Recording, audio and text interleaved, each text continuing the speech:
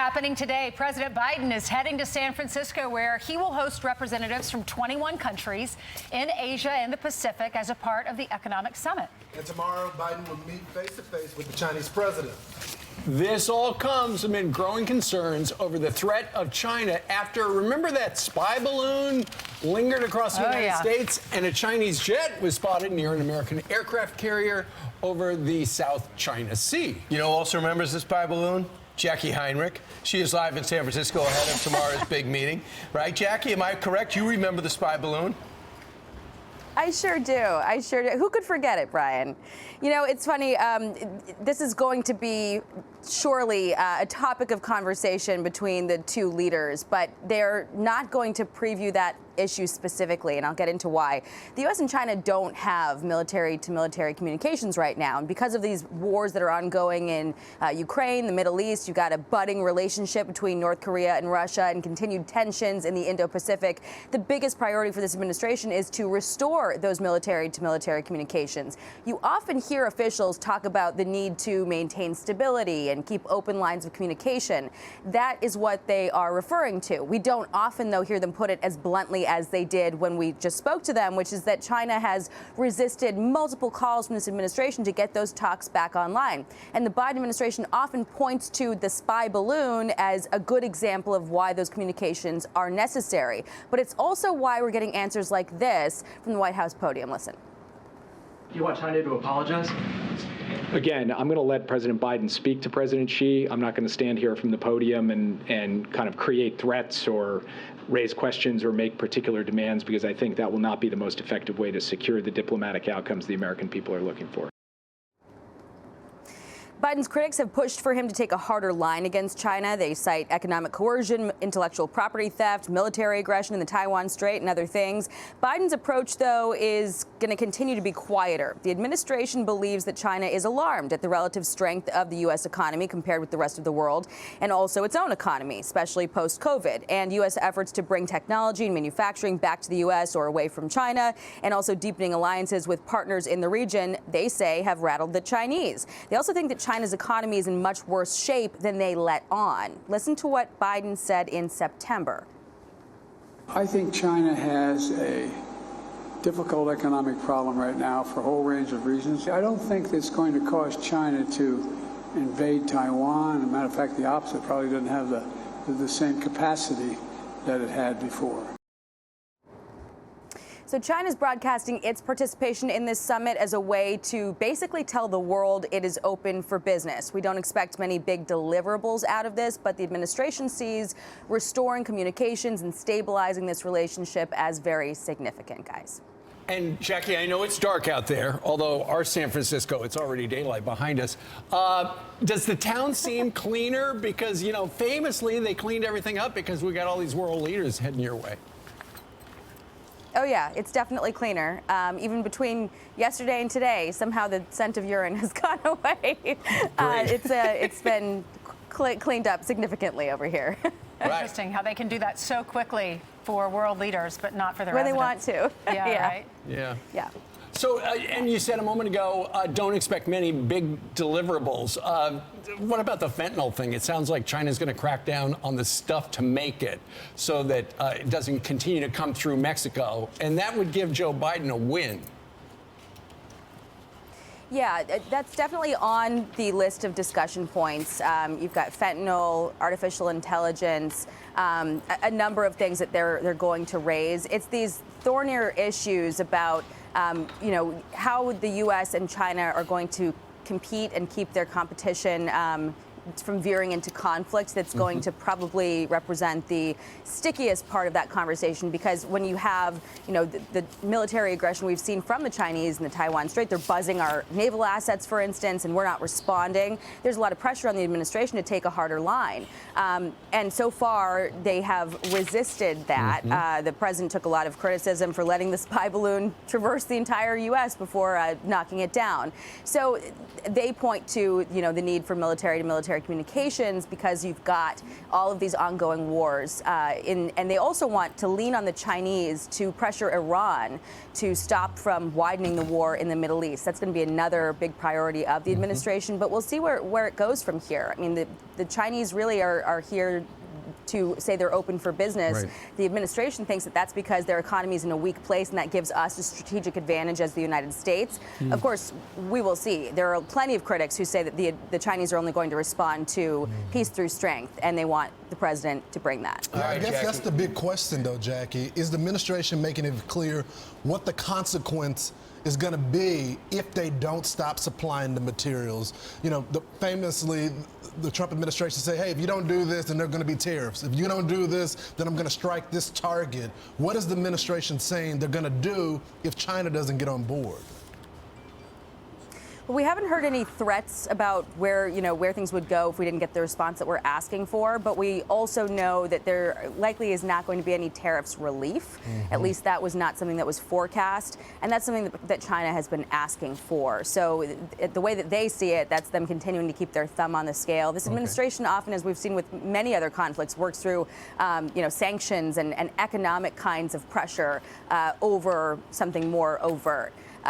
Whether or not that achieves the end goal, of course, is up for debate. You've got people on both sides of the aisle who say different things about how effective or not that has been. But we don't think that there's going to be anything in the way of tariffs changes, at least right now. You'll record it all. Also, as a post, thank you, Jacqui. We'll check everything again. She joins us from San Francisco. That smells like Lysol now. Right, that's very good. Which is also, I don't like that smell of Lysol. It means my dog isn't trained. Well, maybe it's Pine Sol. Pine Sol. Oh, yeah, Pine Sol, I should say. Yeah, Pine Sol is worse. No, better. Really? Okay, go ahead. Sounds like, smells like Christmas. I was like that, too. There's going to be a meeting with the Mexican president, too. We have this that's little Friday. immigration problem, so that'll be important to bring up. It's going to be interesting because the one thing about China, they don't follow through with anything. Whether it's grain purchases, soybean purchases, whether it's following through on the lack of interdictions with the Philippines. They could say one thing and do another unless there's some leverage, to your point. But it's going to be interesting to see what happens at this summit, because we really begged for it. We sent every official over there. We want them to show up. And as weak as China is, they view us as weak and in chaos. The whole speaker thing, they look at more evidence of chaos. The way we left Afghanistan, more evidence of chaos. And now they have stopped, which I find interesting, buying our debt to a great deal. And we got a lot of it. Well, Brian, to your point of begging, the folks of San Francisco have been begging their leaders to clean up the city. Do something Get for out us. the Pine Get the Sol. homelessness, sweep the city, do something. crime. Well, all of a sudden, they've decided to clean it up because of the world leaders being in town. Hillary Vaughn asked Jake Sullivan about that yesterday. Watch. Gavin Newsom said of the cleanup this. I know folks are saying, oh, they're just cleaning up this place because all those fancy leaders are coming to town. That's true. Does President Biden agree it's more important to impress the leader of China than the American people that live in San Francisco and pay taxes every day? First, I completely reject the premise of your question. But secondly, I don't know what the context of what Governor Newsom said, so I won't respond to it. Governor Newsom admitted it. He said, yeah, that's what we're doing. We're cleaning it up because the world leaders are coming. You clean up your house when people come over.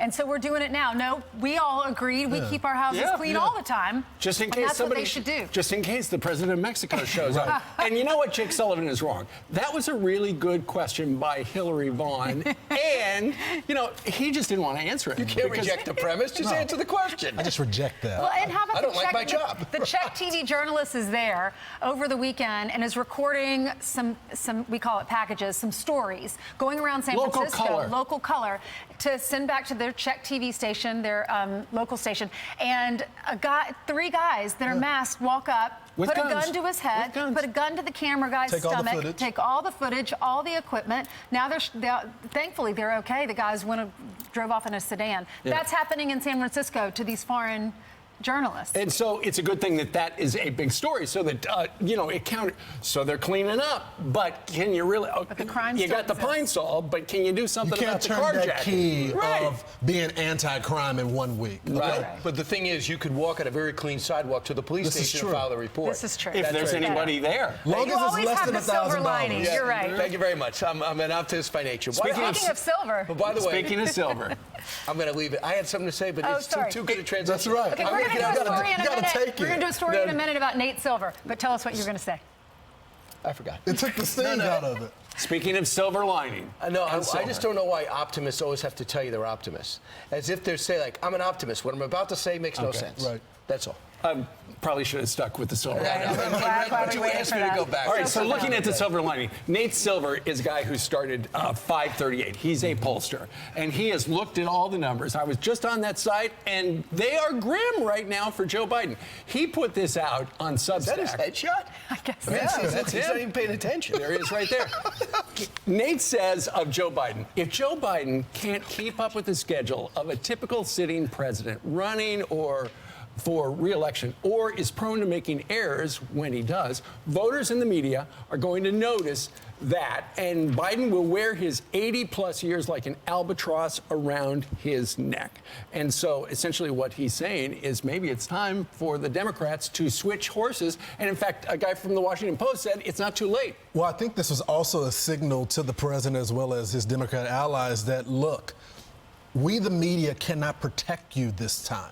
The last time we were able to insulate you because of COVID and all this, but the record is the record, and you're going to have to face the voters. We can't run editorial. We can't hide the Hunter Biden scandal and the corruption within the. You got to make the case for yourself, Ainsley. Yeah, I don't think I don't think the media protecting him. I think the media wants him out. You can't. This shouldn't be a big request. The president should be able to run a normal re-election campaign. And if he can't, and I think you bring up a good point, Lawrence, because you're right. During COVID, he was campaigning from his basement. We didn't see him on video all the time. That was an issue, but he still won. So in this case, we're watching him, bless his heart, trip on the stage. We're watching him not be able to find the stairs or fall down the stairs or have to go down the short stairs into Air Force One. And now. you know what this is built off of? Jonathan Martin's column in Politico. Yeah. That goes into great detail, the magazine section, of how nobody thinks he can do the job, how his staff doesn't let him talk to the media. They don't let him talk anything about policy. He loses his temper behind the scenes. They mock him behind the scenes Who's running of the his country? Irish temper. That's what, which brings me up another thing. That's what Trump keeps bringing up, and they say it's gaffes. He says Obama. He goes, I corrected him, and I said, you mean Biden? He goes, no. Obama is running this White House. He's convinced of it. There's no proof of that. But here's a quote from the Washington Post op-ed from Perry Bacon Jr. It says, He writes. all right, if Biden were the first woman, LGBTQ person, or person of color as president, there would be a strong case to re-elect him, to show the country embraces leaders who aren't straight white men. Perry also, I love it. Perry also writes, consider another candidate or at least have an open primary. He says, not too late. Filing deadline for 2024 presidential candidates has only passed in a few states.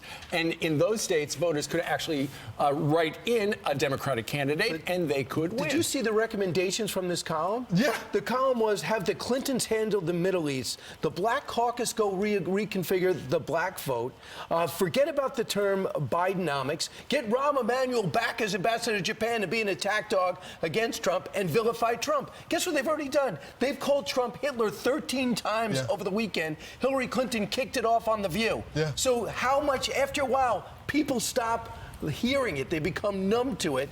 They're trying to rip Trump down because they believe he's going to be the nominee and prop him up. But they can't even prop him up. They've already sent out all their allies. The Black Caucus is out there. Barack Obama is out there. All their media allies are out there. The American people are just sick of him. Yeah. I mean, they've done everything. And I think it's also important to notice in the column, they're saying, listen, Joe Biden doesn't have it, and you have no identity politics. That they're essentially saying they run candidates based on their ideology, their identity, and he has none of that, so they can't protect them. He's not leaving. That's pretty sad. I feel like it's Leo DiCaprio in Wolf of Wall Street. I'm not going anywhere. So he's not going anywhere, and Kamala Harris isn't going anywhere. So they could speculate all they want. They might like it. They're able to control him like a puppet from behind the scenes and do whatever they want with the country, and he'll do it. All you need is an Easter bunny saying, Mr. President, that way. Right. But that outfit gets hot after a while. Well, that's That's why you do it at Easter. Oh. Y'all, there's a story I've been following. Lawrence, you kick us off here. Yeah, so apparently the son of a top Hollywood agent is facing triple murder charges in the killing of his wife and his in-laws, Ainsley. Samuel Haskell IV is currently being held without bail after appearing in a Los Angeles court for the first time yesterday. Alexandra Hoff has all the details from our nation's capital. Alex? Well, good morning. This is truly a strange and grotesque case. It involves workers hired to move bags of body parts and a homeless man finding those bags in an Encino, California dumpster. And it led to a man described to be Sam Haskell IV appearing on surveillance video, allegedly making that dumpster drop off. He made his first court appearance yesterday, and he's now been charged in connection to the murders of his wife, May, and her parents. All three are currently missing and presumed dead. The adults lived together with Sam and May's 3 children who have now been placed in protective custody. Now, the 35-year-old Haskell is the son of Samuel Haskell III, a famed former talent agent who represented the likes of Dolly Parton and George Clooney as he served as executive vice president and worldwide head of television for the William Morris Endeavor talent agency. The criminal complaint against the younger Haskell alleges that he killed his wife and in-laws on November 6th. Blood evidence was found inside of their home. Los Angeles District Attorney George Gascon stated this: "The shocking and gruesome crimes have sent shock waves through our community. We stand with the victims' loved ones during this unimaginably difficult time and will do everything in our power to ensure justice is served." So get this, prosecutors also claim that Haskell initially hired laborers to help him move the black trash bags. According to the Daily Mail, these workers were sure that the contents of the bags were just rocks and Halloween props. They knew better. They turned down the job and reported what they had seen to police. Haskell was arraigned yesterday. He's currently being held on $2 million bail, guys. All right, Alex. Thank you very much. That is something. Right, All right. pay attention. Right. I was talking to Carley because it was a premature toss. Oh, great save. Right. There you go. Okay, now it's your turn. All right. Carley Shimkus, do you have the news? I do, Brian. Thank you thought so so. much for that Okay. toss. Really appreciate it. We're going to get to this story here. Family members of hostages held by Hamas have arrived in New York City from Israel to gather and pray together at a Jewish holy site in Queens. The family members congregating at the gravesite of a rabbi well known in the Jewish American community. Hamas has held at least 239 hostages, believed to be somewhere in Gaza, for over a month now. To a Fox News alert, a United Airlines flight from Los Angeles to Canada made an emergency landing in San Francisco last night after an alleged bomb threat. Officials determining the threat level was low, allowing the plane to move from the tarmac to the passenger terminals. United confirming there was an incident, calling it a potential security issue on board. The airline says 148 passengers and 8 crew members were on board that plane. It is unclear if any of those passengers were arrested. More to come on that story for sure. And happening today, former President Trump's New York City fraud hearing is set to resume at 10 a.m. Eastern time. This after Donald Trump Jr. took the stand yesterday for the second time in his father's defense. Don Jr. left the courtroom Monday saying he thought his cross-examination was, quote, boring, and fears the precedent this case might set for other New York businesses. I'm Steve Doocy. I'm Brian Kilmeade. And I'm Ainsley Earhart. And click here to subscribe to the Fox News YouTube page to catch our hottest interviews and most compelling analysis.